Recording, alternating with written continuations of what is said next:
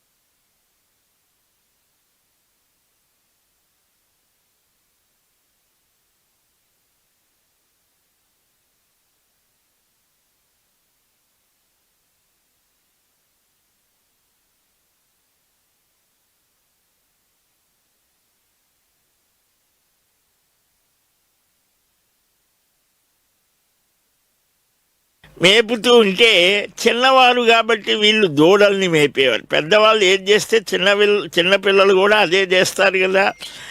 ఆ దూడల్ని తీసుకొని వెళ్ళి అలాగ విహరించే సమయంలో ఈ ఆహారం తీసుకుంటుంటే ఈ గోపబాలులకందరికీ కూడా ఆ కృష్ణ భగవానునితో హాయిగా ఇందాక మేడసాని వారు చెప్పారే, తన్నుతూ గురుద్దుతూ హాయిగా అలాగా ఆనంద సమయంలో ఈ దూడలు గుర్తుకొచ్చాయి.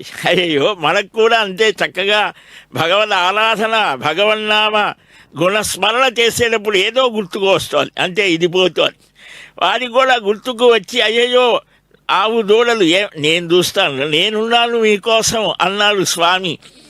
అలాగ వెళితే బ్రహ్మగారు ఈ దూడల్ని మాయం చేశాడు.